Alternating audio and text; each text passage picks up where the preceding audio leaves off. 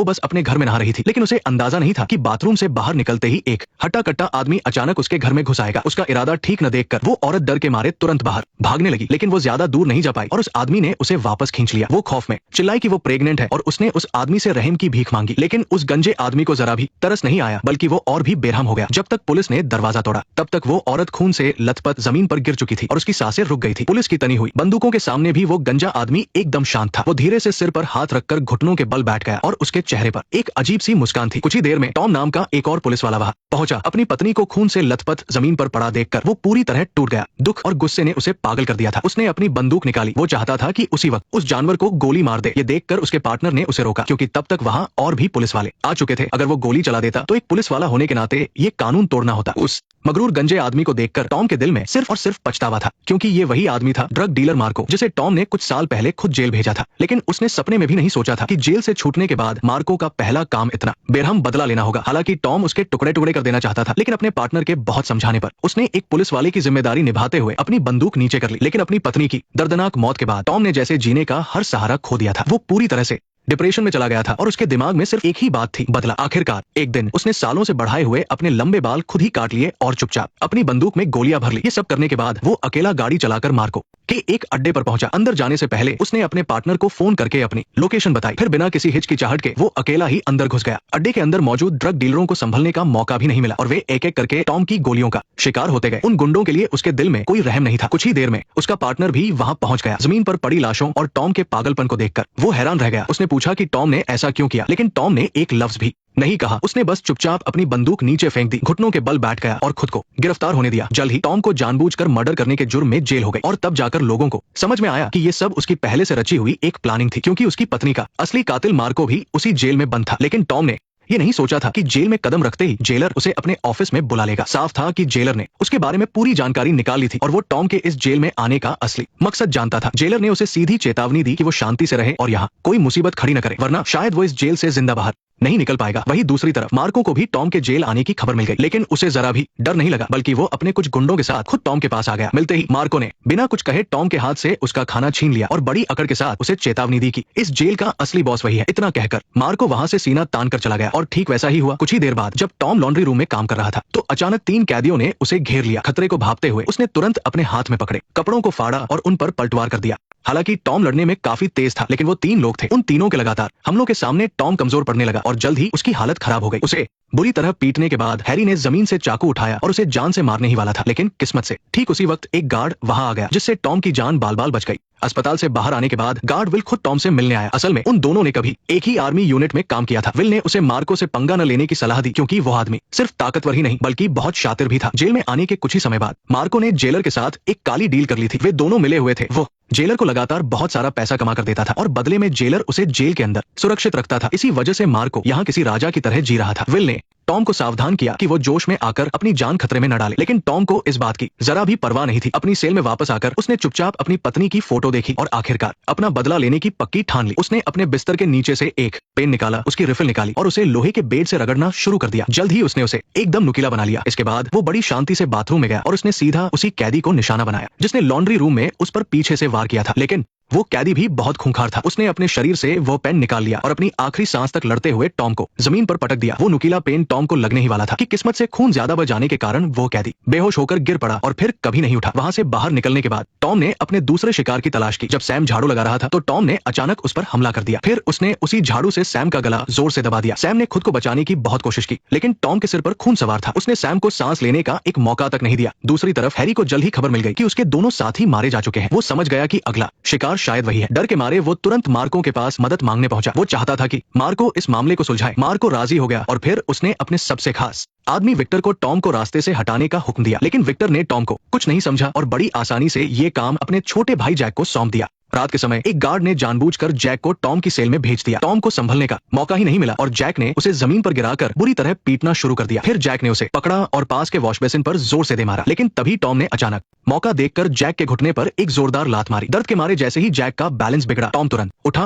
और उसी wash basin को बिना हिचकिचाए जैक पर दे मारा। इससे पहले कि टॉम उसकी जान ले पाता, गार्ड्स ने अंदर आकर उसे डंडे से मारकर वही बेहोश कर दिया। इसके बाद जेलर ने टॉम को सीधा काल कोठरी में डाल दिया। वहीं दूसरी तरफ जब विक्टर मेडिकल रूम पहुंचा और अपने भाई की बुरी हालत देखी तो उसका खून खौल उठा। टोनी के पास गए। उन्होंने तय किया कि चाहे जो हो जाए वे टॉम को हमेशा के लिए खत्म करने का मौका ढूंढेंगे। लेकिन उन्हें ये नहीं पता था कि इस समय जेल में बंद टॉम के दिमाग में कोई छोटा मोटा पलटवार नहीं चल रहा था, बल्कि एक बहुत बड़ा बदले का प्लान बन रहा था। उसने चुपके से पानी के पाइप का क्लैंप निकाला और अपनी पैंट में छिपा लिया। सेल में वापस आकर उसने घिसे हुए पेंच को उस पर कस दिया। थोड़ी सी मेहनत के बाद एक बहुत ही खतरनाक हथियार तैयार हो गया। टॉम दरवाजे के पीछे छिप गया और ब्रेक से लौट रहे सैम पर अचानक हमला कर दिया। जो कोई भी उसके बदले के रास्ते में आएगा वो उसे बिल्कुल नहीं छोड़ेगा। जब तक गार्ड्स वहां पहुंचे तब तक सैम की जान जा चुकी थी। अपने आदमियों को एक एक करके मरता देख टोनी से रहा नहीं गया। वो खुद जेलर के पास गया और बोला कि वह टॉम को अपने हाथों से मारेगा। लेकिन जेलर का प्लान कुछ और ही था। उसने टोनी को चेतावनी दी कि वह और मुसीबत खड़ी न करे और चुपचाप जेल में उसके लिए ड्रग्स बेचने का काम करे, पैसे कमाए, वरना उसकी जगह कोई और भी ले सकता है। जैसे ही टोनी गुस्से में वहां से गया, जेलर ने टॉम को अपने ऑफिस में बुलाया और उसके साथ हाथ मिलाने का ऑफर दिया। असल में टोनी अब जेलर के कंट्रोल से बाहर हो रहा था, इसलिए वो टॉम का इस्तेमाल करके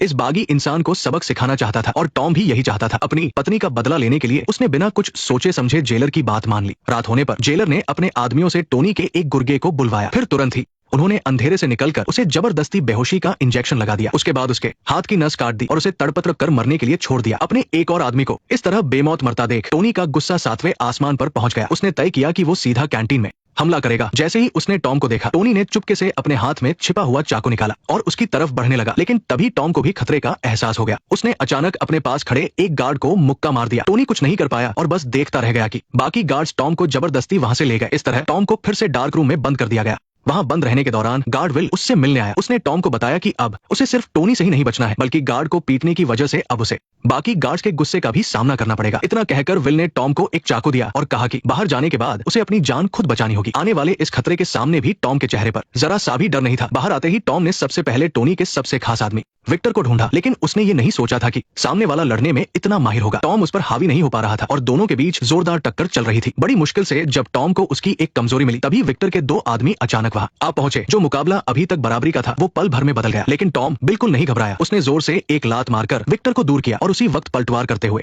उनमें से एक को वही ढेर कर दिया। ये देखकर विक्टर गुस्से से पागल हो गया। उसने चाकू निकाला लेकिन गलती से अपने ही आदमी को मार दिया। उसका वार बचाकर टॉम ने तुरंत शेल्फ से एक रस्सी उठाई और मौका देखकर विक्टर के हाथ से उसका चाकू छीन लिया। फिर तुरंत आगे बढ़कर उसकी गर्दन को कसकर जकड़ लिया। लेकिन टॉम ने उसकी जान तुरंत नहीं ली, बल्कि उसे घसीटते हुए गार्ड्स के ठीक ऊपर ले गया। एक गार्ड को कुचलकर मार दिया गया। पास खड़े कैदियों ने ये देखते ही तुरंत उसकी बंदूक उठा ली। गार्ड्स के सालों के जुल्म और अत्याचार सहने के बाद अब उन कैदियों का सब्र टूट चुका था। उन्होंने बिना कुछ सोचे समझे अचानक ही एक ऐसा दंगा शुरू कर दिया जो पूरी तरह बेकाबू था। सैकड़ों कैदी और गार्ड्स पागलों की तरह एक दूसरे से लड़ने लगे और ये सब असल में टॉम के मास्टर प्लान का आखिरी कदम था, क्योंकि माहौल जितना ज्यादा खराब होगा उसे उतनी ही आसानी से इस अफरातफरी में टोनी तक पहुंचकर अपना बदला पूरा करने का मौका मिलेगा। वहीं दूसरी तरफ टोनी ने एक बंदूक छीन ली थी। एक गार्ड को उड़ाने के बाद वो टॉम पर अंधाधुंध गोलियां बरसाने लगा, लेकिन किस्मत से उसकी हर गोली वहां से गुजरने वाले किसी न किसी कैदी को जा लगी। टॉम ने एक गार्ड को अपनी ढाल बनाया और टोनी की तरफ तेजी से दौड़ा, लेकिन वो आखिर में उसकी ताकत का सही अंदाजा नहीं लगा पाया। पलक झपकते ही उसे जमीन पर पटक दिया गया। एक बड़े और बेहद ताकतवर टोनी के सामने टॉम के मुक्कों का उस पर कोई असर नहीं हो रहा था।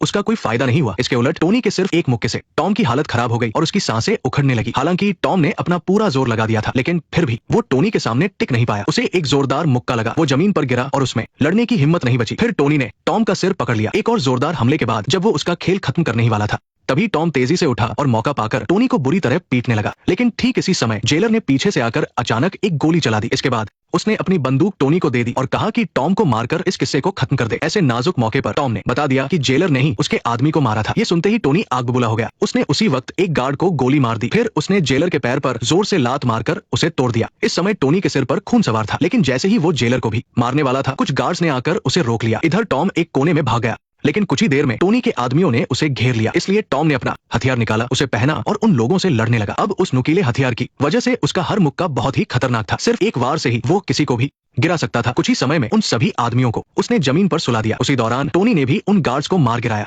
वे दोनों जल्दी ही फिर से भिड़ गए, लेकिन नतीजा वही हुआ। टॉम ने अपना पूरा जोर लगा दिया, पर वो टोनी का मुकाबला नहीं कर पाया। कुछ ही देर में वो फिर से मार खाकर पस्त हो गया। टोनी ने जमीन पर गिरी बंदूक उठाई और टॉम को मारने से पहले उसका मजाक उड़ाना नहीं भूला। लेकिन तभी टॉम ने अचानक वो चाकू निकाल लिया जो विल ने उसे दिया था और उसे सीधा टोनी की गर्दन में घूम दिया। ये पक्का करने के लिए कि वो मर चुका है, टॉम ने जमीन से बंदूक उठाई और टोनी पर एक और गोली चला दी। इस तरह आखिरकार टॉम ने अपने हाथों से अपनी पत्नी का बदला ले लिया। लेकिन कहानी यही खत्म नहीं हुई, क्योंकि ठीक उसी समय जेलर अचानक टॉम के पीछे आ गया। उसे लगा कि आखिर में जीत उसी की होगी, लेकिन उसे अंदाजा नहीं था कि एन मौके पर विल अपने आदमियों के साथ वहां आ जाएगा। असल में उसने चुपके से जेलर के खिलाफ सारे सबूत इकट्ठे कर लिए थे। टॉम के किए इस बवाल का फायदा उठाकर आखिरकार उसने जेलर को गिरफ्तार कर लिया। सच तो यह है कि जेल में चलने वाले मुक्कों से डर नहीं लगता, बल्कि एक इंसान जब नफरत में अंधा होकर सिर्फ बदला लेना चाहता है तो वो सबसे खतरनाक होता है। टॉम ने ये लड़ाई नहीं जीती, बल्कि अपने दिल का सारा गुस्सा बाहर निकाल दिया। लेकिन बदला लेना कभी भी अंत नहीं होता, ये आपको धीरे धीरे एक और गहरे अंधेरे की तरफ ले जाता है। नेक्स्ट पार्ट देखने के लिए वीडियो को लाइक करो।